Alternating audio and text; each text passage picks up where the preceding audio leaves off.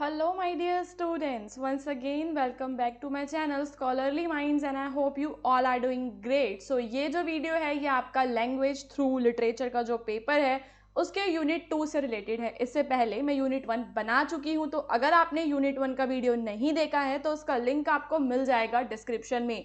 So guys, अब आपका जो एग्ज़ाम है वो आने ही वाला है, तो यहाँ पे ये ज़रूरी है कि आप अपने एग्ज़ाम की तैयारी अभी से शुरू कर दें। एग्ज़ाम की तैयारी को अगर आपको एकदम इजी तरीके से करना है तो उसके लिए आप हमारे चैनल को सब्सक्राइब कर सकते हैं। उसके अलावा हमने क्या किया है कि जो भी आपके पेपर कोड्स हैं ना, उनके गेस्ट पेपर्स को बना दिया है। तो वो गेस्ट पेपर्स आप हमारी वेबसाइट से खरीद सकते हैं। आपको गूगल पे सर्च करना है shop.hindustanknowledge.com। ये लिंक आपको इसी वीडियो के डिस्क्रिप्शन में भी मिल जाएगा। और जब आप हमारी इस वेबसाइट पे जाएंगे और यहाँ पे सर्च करेंगे BEGLA 137, सो यहाँ पे आप देख सकते हो कि ये रहा आपका गेस्ट पेपर। आपको इसे यहाँ से परचेज कर लेना है 49 रुपीज़ का पेमेंट करके। अगर आप पेमेंट कर देते हैं, कोई दिक्कत आती है तो आप इस वाले नंबर पे कांटेक्ट कर सकते हैं, ठीक है। और मैं यूट्यूब पे जो भी पढ़ाती हूँ ना, वो सब भी आपको, उसका PDF भी आपको फ्री ऑफ कॉस्ट मिलता है। वो कैसे आपको मिलेगा? आपको गूगल पे सर्च करना है BEGLA 137 important questions and answers. फिर आपको जाना है हमारी वेबसाइट हिंदुस्तान नॉलेज के लिंक पे। इस लिंक पे जब आप जाएंगे तो आपके सामने ये पूरा आर्टिकल खुल के आएगा। इस आर्टिकल में आपको कुछ पैसेजेस एंड ये सब दे रखा है, शॉर्ट नोट्स वगैरह दिए हुए हैं। इस आर्टिकल में जब आप नीचे स्क्रॉल करेंगे तो यहाँ पे आपको BEGLA 137 जून एग्जाम के सारे जो PDF हैं आपको वो यहाँ पे मिल जाएंगे, ठीक है। यूट्यूब क्लास की जो भी PDF लिंक्स हैं वो यहाँ पे आप उनको ले सकते हो। एंड यहाँ से ही आप व्हाट्सएप चैनल, टेलीग्राम चैनल पे भी हमारे साथ जुड़ सकते हो। ओके, नाउ गाइज, अभी हम शुरू करते हैं हमारी यूनिट 2, जो कि एग्जाम पर्सपेक्टिव से बहुत ही ज़्यादा इम्पॉर्टेंट है। आप लोगों ने अगर यूनिट 1 देख लिया है तो अब आप यूनिट 2 को देखिए। अगर नहीं देखा है फिर भी आप यूनिट 2 को देख सकते हैं। मैं यहाँ पे लास्ट में आपको कुछ क्वेश्चंस भी प्रैक्टिस करवाऊंगी ताकि आपके एग्जाम में वो काम आ सकें। यूनिट नंबर 2 का नाम क्या है? एक्सटेंशन ऑफ मीनिंग, जिसके अंदर आप पूरा मल्टीपल मीनिंग्स क्या होता है, जैसे एक ही वर्ड के कई सारे मीनिंग्स होते हैं, वो सब आप समझोगे। फ्रेजल वर्ब्स आप समझोगे, और जैसे नाउन वगैरह होता है ना, उन सब के बारे में भी आप समझोगे। सो गाइज, यहाँ पे एक चीज़ इंपॉर्टेंट मैं आपको बता देती हूँ कि मैं यहाँ पे जो भी आपको पढ़ाऊंगी ना, एकदम इजी लैंग्वेज में आपको समझ आएगा। पर आपको वीडियो को पूरा एंड तक देखना है ताकि कि आपकी जो अंडरस्टैंडिंग है ना वो काफ़ी अच्छे तरीके से बन सके। आपके जो भी डाउट्स होते हैं वो आप कमेंट करके पूछ सकते हो, डिस्क्रिप्शन में दिए हुए नंबर्स पे हमें मैसेज कर सकते हो। नाउ गाइज, यहाँ पे आपका जो यूनिट के अंदर आप क्या पढ़ेंगे उसका एक छोटा सा ओवरव्यू है। यूनिट के अंदर आप पढ़ेंगे कि कैसे एक जो सिंगल जो वर्ड होता है ना, उस सिंगल वर्ड के क्या होते हैं, मल्टीपल मीनिंग हो सकते हैं। हम आइडेंटिफाई करेंगे इन मीनिंग्स को कि कैसे डिफरेंट पार्ट्स ऑफ स्पीच में, डिफरेंट पार्ट ऑफ स्पीच का मतलब क्या होता है, नाउन, प्रोनाउन, ठीक है, आपका एडजेक्टिव्स, इन सब में हम कैसे इन वर्ड्स को अलग अलग तरीके से यूज़ करते हैं और कैसे ये जो वर्ड्स हैं, ठीक है, कैसे ये जो वर्ड्स हैं ये अपना मीनिंग चेंज कर लेते हैं अकॉर्डिंग टू द सेंटेंस, ठीक है। सो ये सारा हम देखेंगे ताकि जो है आप वर्ड्स को अपनी राइटिंग में अच्छे तरीके से लिख सको। इंट्रोडक्शन में आपको बताया गया था दैट आपकी ना वोकैबलरी जो है स्मॉल है। अब मैं ऐसा क्यों कह रही हूँ? वोकैबलरी का मतलब क्या होता है? Knowledge of words. तो वो आपकी छोटी होती है बिकॉज आपका क्या रहता है ना कि आप एक ही वर्ड का एक ही मीनिंग जानते हो, आप उसका मल्टीपल मीनिंग नहीं जानते हो। जब आप मल्टीपल मीनिंग्स को नहीं समझते हो ना, तो उसकी वजह से क्या होता है, आप अच्छे से समझ नहीं पाते हो जो भी आप पढ़ते हो, और जो आपकी राइटिंग है वो अच्छी नहीं हो पाती। राइटिंग का मतलब हैंड राइटिंग से नहीं है, जो आपकी राइटिंग स्किल्स है, लाइक ऐसे writing and etcetera things. Okay, so चलिए बिना टाइम वेस्ट करते हुए मेन मुद्दे पर आते हैं। जो समझने वाली चीज़ है उसको समझते हैं। इसको मैं ऐसा समझा दूंगी ना कि दोबारा कभी भूलोगे नहीं और कहीं से और पढ़ने की जरूरत नहीं पड़ेगी। अभी क्वेश्चन क्या था? What is the difference between multiple meaning and extended meaning? ठीक है, यूनिट में ही गिवन है।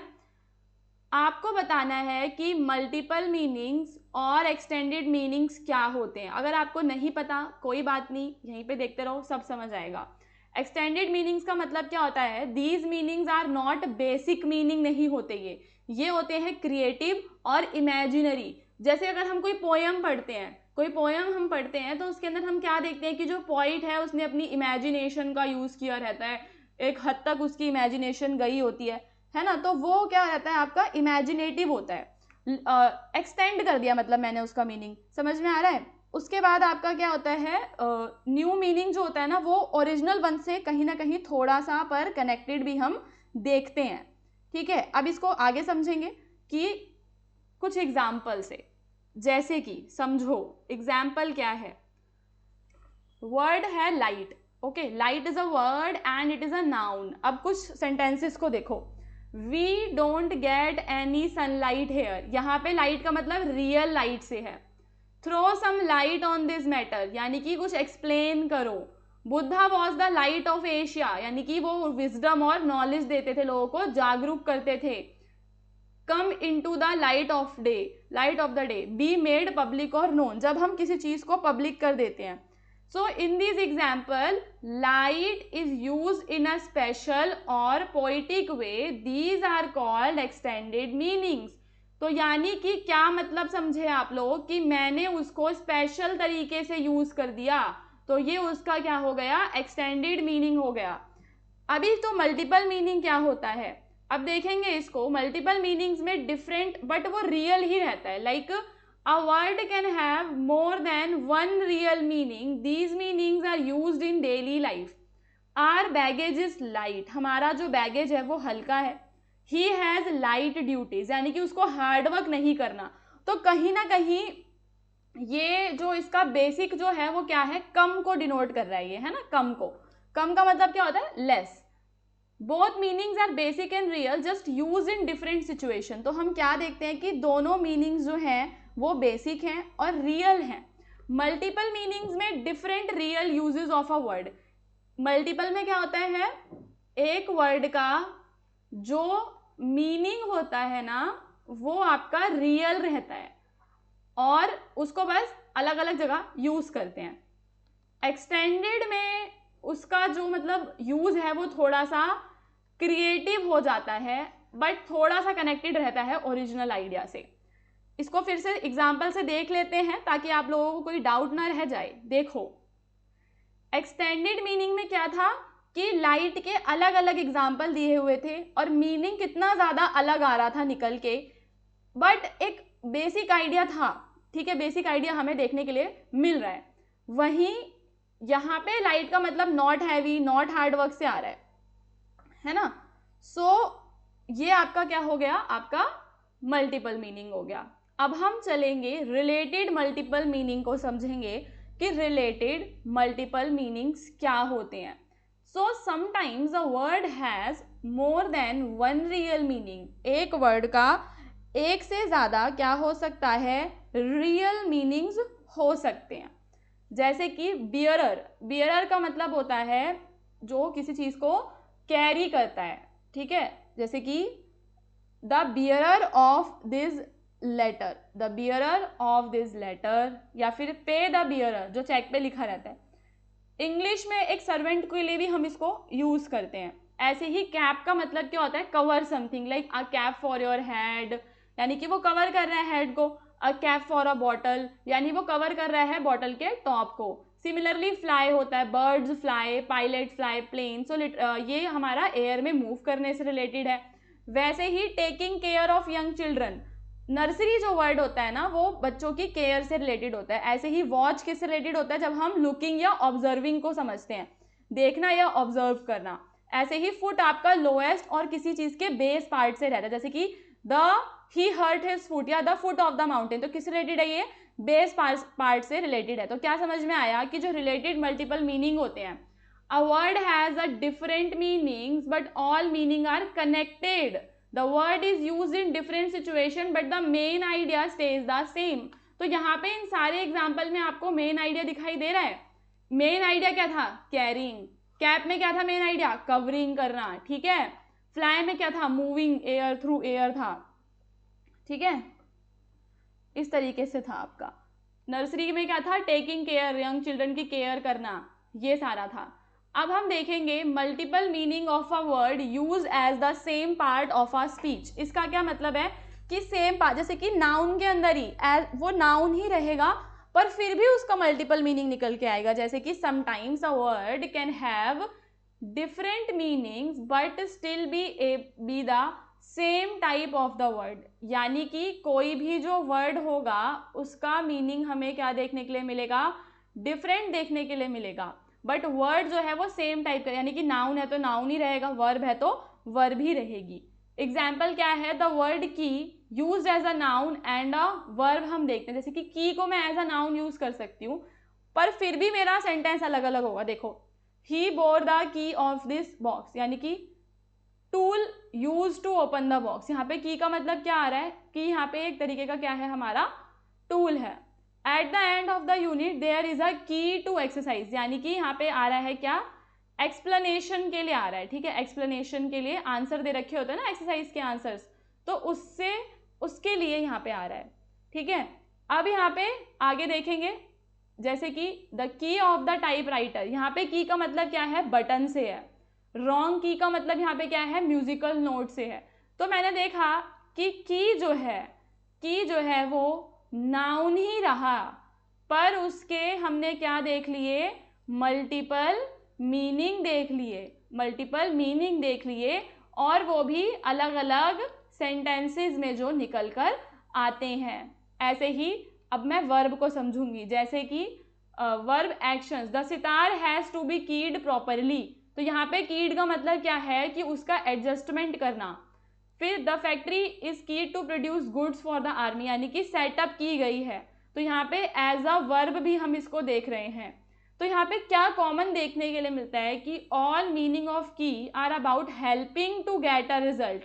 तो यहाँ पे मेरे को एक बेसिक आइडिया देखने के लिए क्या मिल रहा है, बेसिक आइडिया कि नाउन और वर्ब के लिए वो हेल्प कर रहे हैं, वेदर अनलॉक करने में हेल्प कर रहे हो, एक्सप्लेन करने में कर रहे हो, प्रेस करने में कर रहे हो, एडजस्ट करने में कर रहे हो, प्रिपेयर करने में कर रहे हो, but they are doing help to get a final result.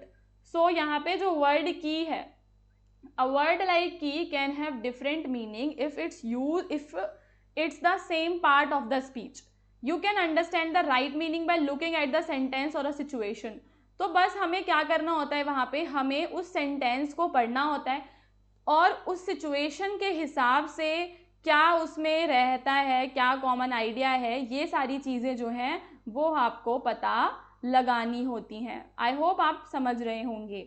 फिर हम यहाँ पे देखेंगे फ्रेजल वर्ब को। तो फ्रेजल वर्ब क्या होता है? So a phrasal verb is made when a verb combine with adverb. Adverb के साथ जब verb combine करती है या वो preposition के साथ combine करती है ना, तो उसको हम phrasal verb कहते हैं।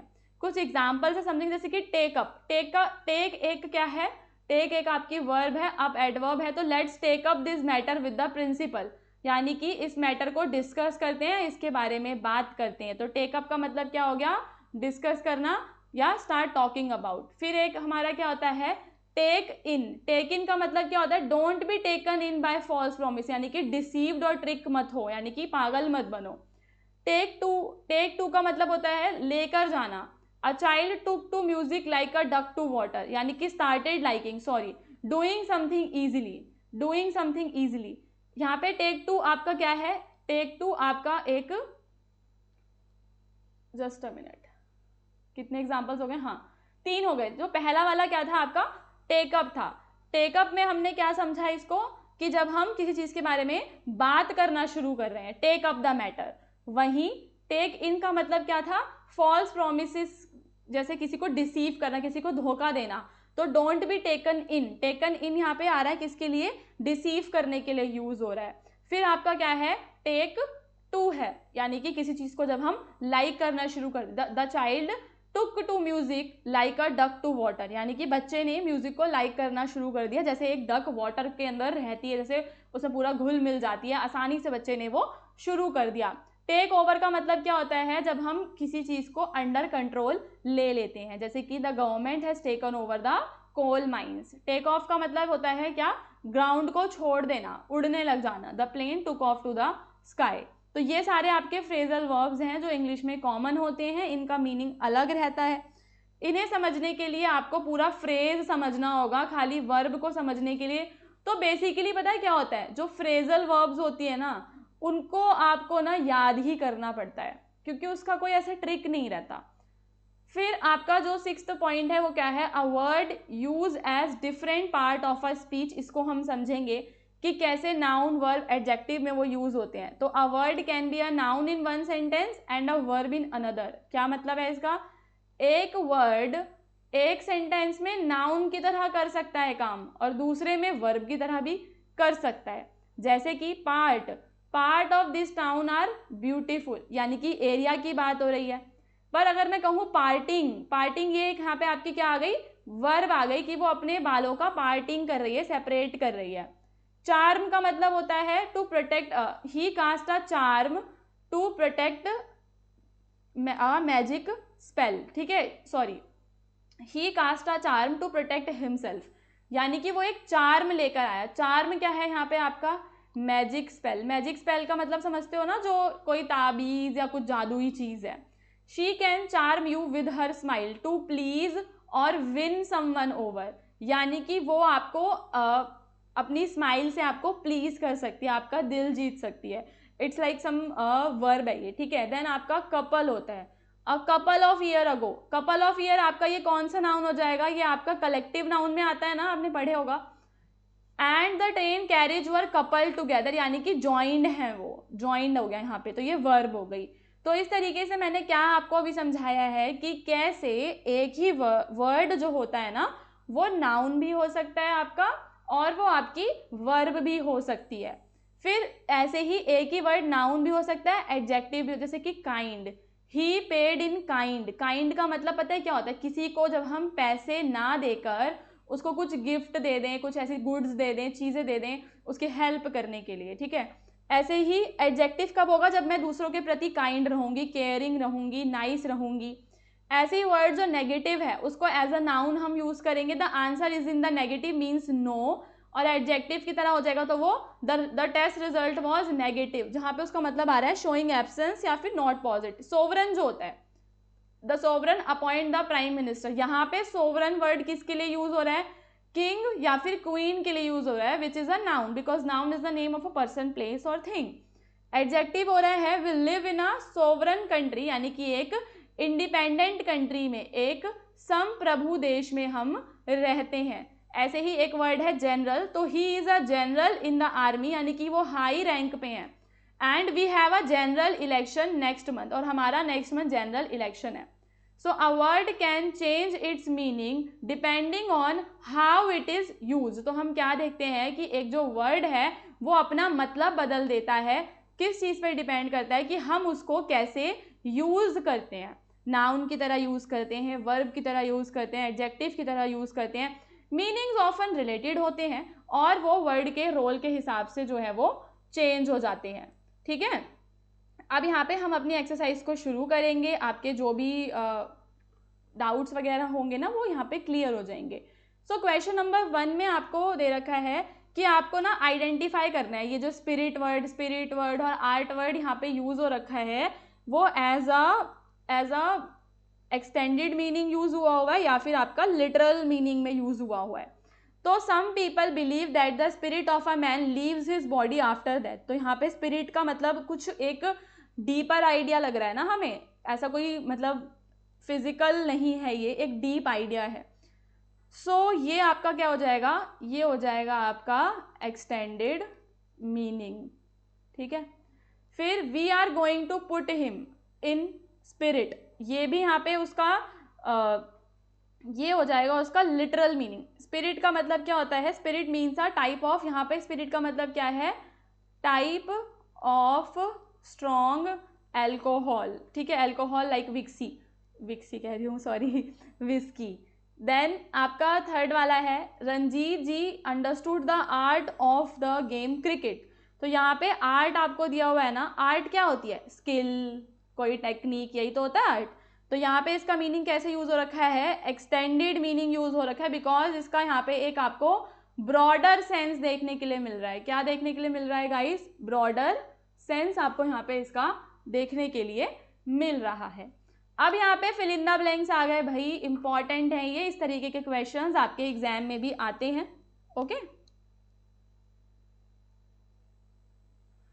We will have to dash you on a charge of speeding, क्या आएगा यहाँ पे, we will have to book you on a charge of speeding. Book you मतलब कि किसी को उसमें उसको मतलब पकड़ लेना। You will get back the dash with interest, you will get back the principal. Principal समझ रहे हो यहाँ पे कौन सा प्रिंसिपल की बात हो रही है। जब मैं किसी को पैसे देती हूँ ना, तो जो मेरा टोटल अमाउंट होता है वो क्या रहता है, उसको हम क्या कहते हैं, प्रिंसिपल कहते हैं। फिर उसके ऊपर मेरा क्या लगता रहता है, इंटरेस्ट लगता रहता है। तो वो कह रहा है कि तुम्हें तुम्हारा प्रिंसिपल यानी कि जो तुमने मनी दिया था वो विद इंटरेस्ट मिल जाएगा। It's nice to put on a warm coat and go for a walk in the dash and go for a walk in the cold. He is a dash of the United Kingdom. He is a dash of the United Kingdom. यहाँ पे क्या होगा, यहाँ पे पता है क्या आएगा, यहाँ पे आएगा subject. He is a subject of the United Kingdom. We sat on the bank of the river. You will catch dash if you don't put a coat on. ठीक है,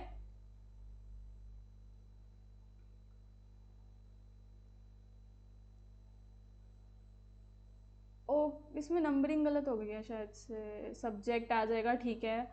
फिर आपका बैंक आ, you will catch cold, okay, you will catch cold आ जाएगा। फिर the dash of the college, यहाँ पे आपका क्या आ जाएगा, the principal of the college. The flower beds should be separated by a, the flower beds should be separated by a bank. Please dash a seat for me, please book a seat for me. His strange clothes were the dash of great amusement, subject of great amusement। तो यहाँ पे आपको जितने भी ऊपर words दिए गए थे ना, ये सारे वर्ड्स दो दो बार इन सेंटेंसेस में यूज हुए हैं, एज अ नाउन और एज अ वर्ब इसमें ये यूज हुए हैं। अब हम चलेंगे क्वेश्चन नंबर 3 पे, जहाँ पे आपको ना फ्रेजल वर्ब को फिल करना है। तो पहले में क्या आएगा, please take off your coat. We have taken dash a new project. We have taken up a new project. I was taken dash a doctor. I was taken to the doctor. Sita takes after her mother. The old lady offered to take in the homeless stranger.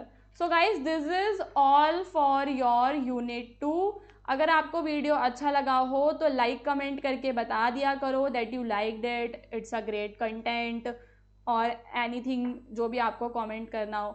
उसके अलावा PDF कैसे download करना है video के starting में बताया था, वो डाउनलोड करो, उसको पढ़ो समझो। यूनिट 1 की पीडीएफ, यूनिट 2 की पीडीएफ दोनों वहाँ पर ही हम अपलोड कर देंगे, तो आप जो है उससे रिवाइज कर सकते हैं।